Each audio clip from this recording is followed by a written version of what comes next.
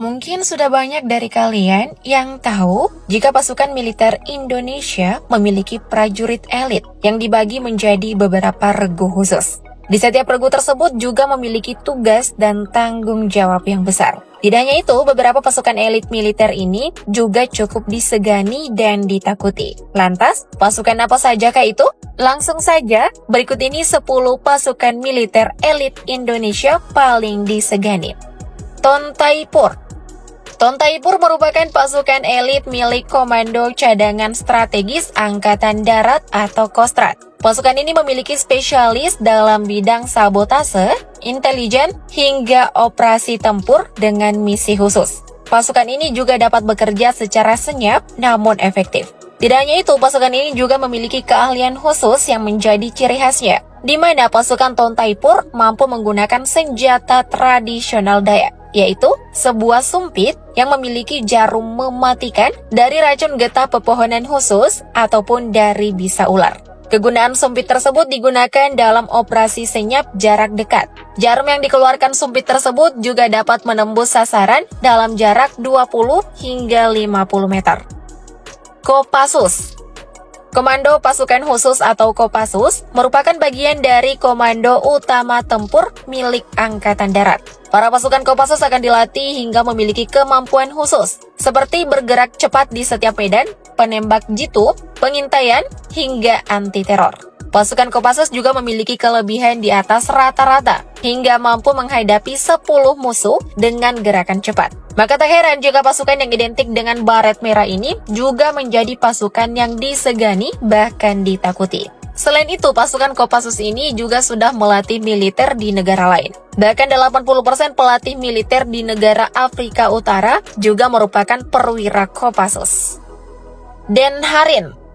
Denharin juga menjadi salah satu pasukan militer yang disegani. Bahkan pasukan ini lebih ditakuti daripada pasukan Kopassus. Keberadaan pasukan ini juga sangat misterius dan belum banyak diketahui. Pasukan gabungan dari TNI AD, AL, AU, dan Polri ini juga belum memiliki bukti otentik. Selain itu beredar kabar yang mengatakan jika Denharin memiliki tugas untuk menanggulangi teror-teror yang masuk ke Indonesia dan mengawal presiden meski tak terafiliasi dengan pasukan pengamanan. Denharin sendiri dibentuk pada tahun 1986 oleh Jenderal LB Murdani. Namun terdapat pula kabar yang mengatakan jika pasukan ini pernah dibubarkan pada tahun 1995 dan kembali dibentuk pada tahun 1999.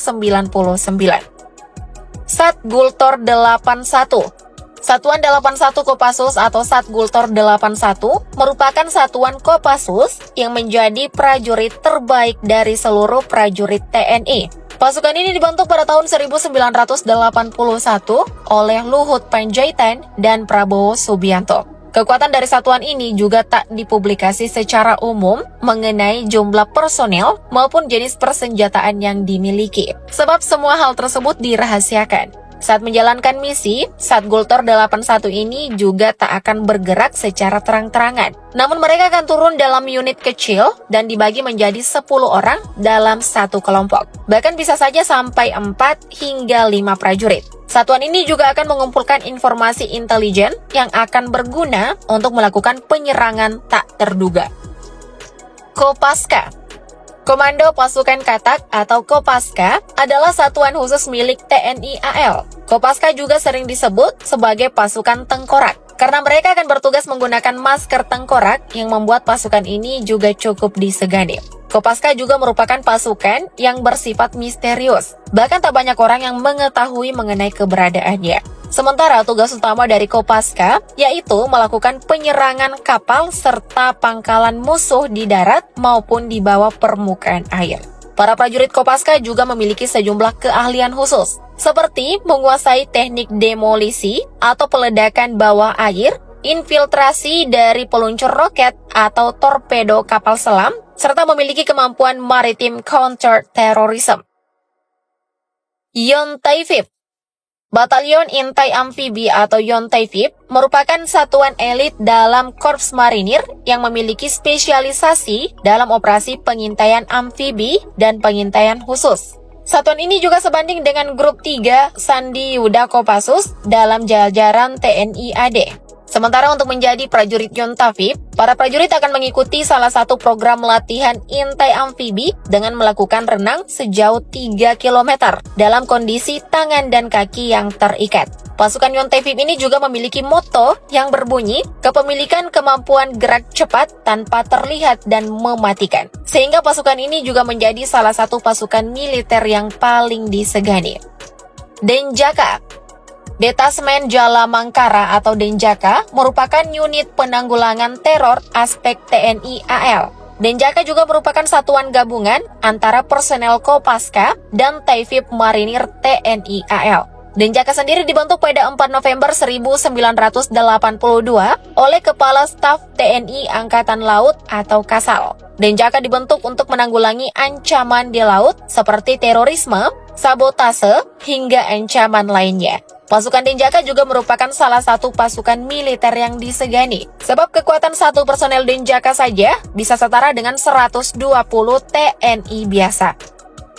Kopasgat. Komando Pasukan Gerak Cepat atau Kopasgat dulunya bernama Paskas. Pasukan ini merupakan pasukan milik TNI AU. Kopasgat juga merupakan satuan tempur darat yang berkemampuan 3 matra di udara, laut, dan darat. Selain itu, Kopasgat juga memiliki ciri khas tugas tambahan yang tidak dimiliki oleh pasukan lain, yaitu operasi pembentukan dan pengoperasian pangkalan udara depan atau OP3UD. Tugas tersebut yaitu merebut dan mempertahankan pangkalan dan menyiapkan pendaratan pesawat hingga penerjunan pasukan kawan. Kemampuan pasukan ini juga sangat diperhitungkan di tingkat zodiak, karena tak semua negara memiliki pasukan khusus sehebat Kopasgat. Hal ini juga sudah diakui oleh Australia, yang awalnya arogan menjadi segan dengan pasukan saat ini. Sat Bravo 90. Satuan Bravo 90 atau Sat Bravo 90 adalah satuan pelaksana operasi khusus Komando Pasukan Gerak Cepat. Pasukan ini bertugas untuk melaksanakan operasi intelijen, melumpuhkan alutsista atau instalasi musuh yang mendukung operasi udara, dan menindak teror bajak udara, serta operasi lain sesuai kebijakan Panglima TNI. Meski menjadi pasukan anti-teror termuda di TNI, namun kemampuan pasukan ini tak usah diragukan lagi, sebab satuan ini juga menjadi pasukan yang paling disegani. Batalion Raider. Batalion Raider merupakan pasukan elit infanteri TNI yang dibentuk pada 22 Desember 2003. Setiap batalion Raider ini terdiri dari 747 personel. Mereka akan melakukan pendidikan dan pelatihan khusus selama 6 bulan agar memiliki kemampuan dalam perang modern, anti-gerilya, hingga perang berlarut. Tiap-tiap batalion juga akan dilatih agar memiliki kemampuan tempur 3 kali lipat dari batalion infanteri biasa. Pasukan ini juga sangat sigap dalam penyergapan dan terjun dari helikopter. Kemampuan pasukan militer Indonesia memang gak usah diragukan lagi, sebab hal ini juga sudah diakui oleh negara-negara maju. Wah, keren!